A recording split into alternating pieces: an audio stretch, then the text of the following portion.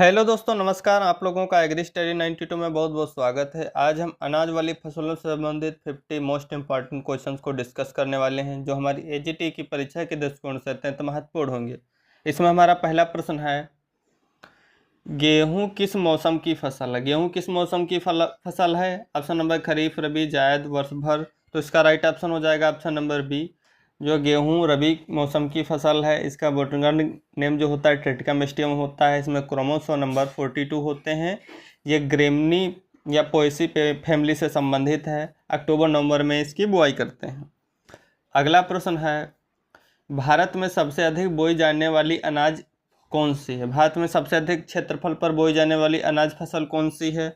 Option number है गेहूं, B मक्का, जिया में सी और राइजा सटाइवा चावल जो है। तो इसका राइट ऑप्शन हो जाएगा ऑप्शन नंबर सी, यानी चावल जो है भारत में सर्वाधिक क्षेत्रफल पर उगाई जाने वाली फसल है। अगला प्रश्न है, धान की फसल के लिए उपयुक्त जलवायु कौन सी है? धान की फसल के लिए उपयुक्त जलवायु कौन सी होती है? हॉट एंड ह्यूमिड जलवायु। ऑप्शन नंबर बी इसका सही हो जाएगा। गर्म और आर्द्र जलवायु जो होती है धान की फसल के लिए अच्छी मानी जाती है। अगला प्रश्न है, मक्का किस प्रकार की फसल है? खरीफ, रबी, जायद, तीनों। तो ये जो मक्का है मुख्य रूप से ऑप्शन नंबर ए इसका सही हो जाएगा, खरीफ फसल है, लेकिन इसको तीनों सीजन में उगा सकते हैं। अगला प्रश्न है, जौ की फसल मुख्यतः किस मौसम में उगाई जाती है? जौ की फसल मुख्यतः किस मौसम में उगाई जाती है? ग्रीष्म, वर्षा, शीतकालीन, पतझड़। तो इसका राइट ऑप्शन हो जाएगा ऑप्शन नंबर सी, रबी मौसम में उगाई जाती है। अगला प्रश्न है, चावल की रोपाई के लिए आदर्श गहराई कितनी होनी चाहिए? धान के ट्रांसप्लांटिंग के लिए आदर्श गहराई कितनी होनी चाहिए? 1 से 2 सेंटीमीटर, 2 से 3, 3 से 4, 4 से 5। तो इसका राइट ऑप्शन हो जाएगा ऑप्शन नंबर बी। चावल की ट्रांसप्लांटिंग के लिए जो गहराई होती है 2 से 3 सेंटीमीटर उपयुक्त रहती है। अगला प्रश्न है, निम्नलिखित में से कौन सी फसल अधिक जल मांग वाली है, अधिक जल मांग करती है? ऑप्शन नंबर ए बाजरा, गेहूं, चावल, मक्का। तो इसका राइट ऑप्शन हो जाएगा जो ओराइजा सेटाइवा है चावल, इसकी जलमांग सर्वाधिक होती है। अगला प्रश्न है, भारत में मक्का की अधिकतम खेती किस राज्य में होती है? मक्का खेती भारत में सर्वाधिक किस राज्य में होती है? पंजाब, कर्नाटक, बिहार, मध्य प्रदेश। तो इसका राइट ऑप्शन हो जाएगा कर्नाटक राज्य में मक्के की खेती सर्वाधिक होती है। अगला प्रश्न है, गेहूं की कटाई के लिए उपयुक्त समय कब होता है? गेहूं कटाई का उपयुक्त समय कब होता है? ऑप्शन नंबर है जब पौधा हरा हो, जब पौधे की बालियां सूखने लगें, सी जब पौधा पूरी तरह से सूख जाए, डी जब वर्षा हो। तो इसका राइट ऑप्शन हो जाएगा ऑप्शन नंबर बी, जब पौधे की बालियां सूखने लगें उस समय हमें कटाई कर लेनी चाहिए। ये क्रॉपिंग इंडेक्स होता है इनविट। अगला प्रश्न है, रबी फसलों की बुआई का समय है। रबी फसलों की बुआई का समय क्या है? जून, जुलाई, अगस्त, सितंबर, अक्टूबर, नवंबर, दिसंबर, जनवरी। तो इसका राइट ऑप्शन हो जाएगा ऑप्शन नंबर सी, अक्टूबर नवंबर में रबी फसलों की बुआई का उपयुक्त समय होता है। अगला प्रश्न है, बाजरा किस प्रकार की मिट्टी में अच्छा उत्पादन देता है? बाजरे के लिए उपयुक्त मिट्टी कौन सी है? काली मिट्टी, बलुई मिट्टी, जलोढ़ मिट्टी, खारी मिट्टी। तो इसका राइट ऑप्शन हो जाएगा बलुई मिट्टी में जो बाजरा है वो अच्छा उत्पादन देता है। अगला प्रश्न है, धान की फसल में कौन सी खाद मुख्य रूप से दी जाती है? यूरिया, डीएपी, एमओपी सभी। धान की फसल में डीएपी, एमओपी, यूरिया ये सभी खादें दे सकते हैं। अगला प्रश्न है, किस अनाज को गरीबों का भोजन कहते हैं? ऑप्शन नंबर है गेहूं, चावल, बाजरा, मक्का। तो इसका राइट ऑप्शन हो जाएगा जो बाजरा होता है इसको गरीबों का अनाज कहते हैं। इसकी बुआई 1 से 2 सेंटीमीटर पर करनी चाहिए। ये ग्रेमिनिया पोएसी फैमिली से संबंधित है बाजरा। अगला प्रश्न है, भारत में गेहूं का अगला प्रश्न है, भारत में गेहूं उत्पादन में अग्रणी राज्य है। भारत में गेहूं उत्पादन सबसे ज़्यादा किस राज्य में होता है? कौन अग्रणी है? ऑप्शन नंबर है मध्य प्रदेश, उत्तर प्रदेश, पंजाब, हरियाणा। तो इसका राइट ऑप्शन हो जाएगा जो उत्तर प्रदेश है, यहाँ पर गेहूं का उत्पादन सर्वाधिक होता है। अगला प्रश्न है, मक्का किस पोषक तत्व से भरपूर होता है? ऑप्शन नंबर है वसा, बी प्रोटीन, सी स्टार्च, डी खनिज। तो इसका राइट ऑप्शन हो जाएगा मक्का जो है स्टार्च से भरपूर होता है। ऑप्शन नंबर सी सही हो जाएगा। अगला प्रश्न है, धान की बुआई किस विधि से की जाती है? ऑप्शन नंबर ए छिड़काव, B transplanting, C drilling, D A B दोनों। तो इसका राइट ऑप्शन हो जाएगा जो धान की बुआई है मुख्य रूप से हम ट्रांसप्लांटिंग मेथड से करते हैं। अगला प्रश्न है, रबी फसलों को उगाने के लिए किस प्रकार की जलवायु उपयुक्त रहती है? रबी फसलों के लिए किस प्रकार की जलवायु उपयुक्त रहती है? गर्म और शुष्क, बी ठंडी और कम आर्द्रता वाली, सी गर्म और आर्द्र, डी अधिक वर्षा वाली। तो इसका राइट ऑप्शन हो जाएगा रबी मौसम के लिए ठंडी और कम आर्द्रता वाली जलवायु उपयुक्त रहती है। ऑप्शन नंबर बी राइट है।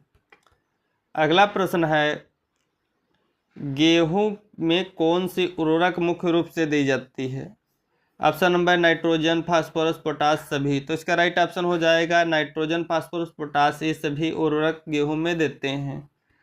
अगला प्रश्न है, जौ का उपयोग मुख्यतः होता है? जौ का उपयोग मुख्यतः चारा, दवा, शराब, लकड़ी। तो इसका राइट ऑप्शन हो जाएगा ऑप्शन नंबर सी, शराब बनाने में जौ का मुख्यतः उपयोग किया जाता है। अगला प्रश्न है, बाजरा किस जलवायु में अच्छा होता है? ऑप्शन नंबर है आर्द्र ठंडी, बी शुष्क और गर्म, डी बहुत अधिक वर्षा, डी हिमालय क्षेत्र। तो इसका राइट ऑप्शन हो जाएगा शुष्क और गर्म जलवायु में बाजरा अच्छा होता है। अगला प्रश्न है, चावल की वैज्ञानिक खेती में कौन सी विधि लोकप्रिय रही? चावल की वैज्ञानिक खेती में कौन सी विधि लोकप्रिय हो रही है? पारंपरिक बुआई, सीधी बुआई, SRI, system for rice intensification या जल बुआई। तो इसका राइट ऑप्शन हो जाएगा जी सी है SRI, system for rice intensification. इसका पूरा नाम होता है। चावल की जो है वैज्ञानिक विधि अधिक लोकप्रिय हो रही है। अगला प्रश्न है, निम्न में से कौन सी फसल मोटा अनाज वाली फसल है? ऑप्शन है मक्का, चावल, गेहूं, मूंग। तो इसका राइट ऑप्शन हो जाएगा जो मक्का है, जिया मेज मोटे अनाज वाली फसल है। मक्के का सर्वाधिक जो प्रोडक्शन होता है कर्नाटक राज्य में होता है। अगला प्रश्न है, मक्का की फसल को परिपक्व होने में कितने दिन लगते हैं?